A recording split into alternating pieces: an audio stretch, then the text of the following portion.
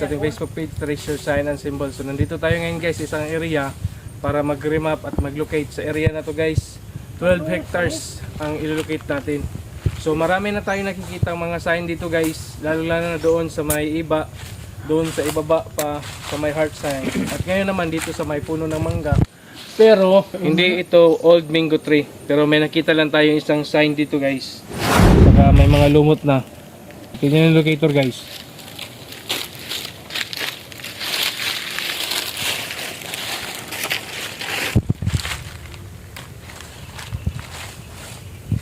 So marker lang ito guys, marker lang. So puntahan natin yung ano. Puntahan lang natin yung kung saan tayo dadalhin ang locator na to guys.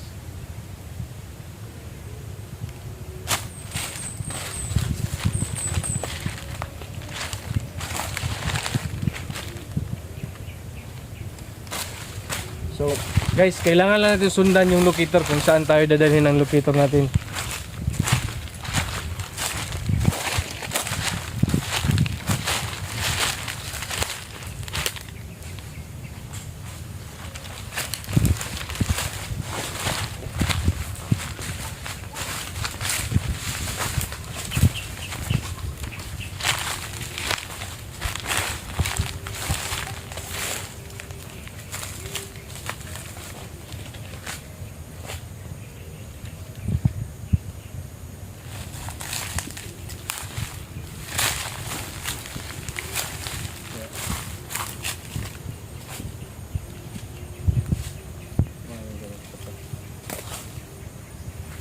So ito guys.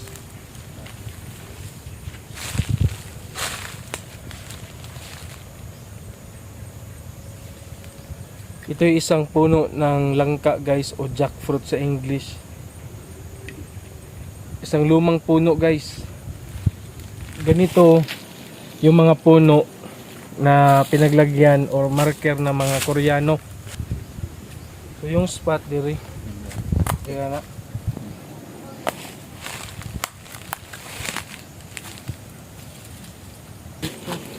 Oh. Ay, mo na ibigyan niya. Halay na silang. Nakagili sila yun lo. So ang gagawin nila guys, dito sila maghukay, tsaka drip sila patungo doon sa may puno.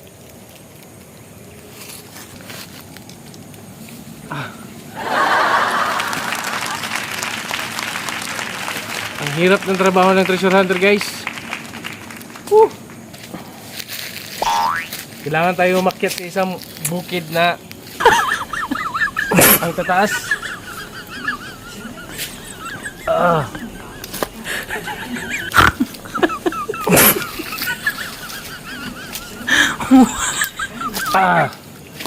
So hanggang doon lang guys. God bless and amping kanunay.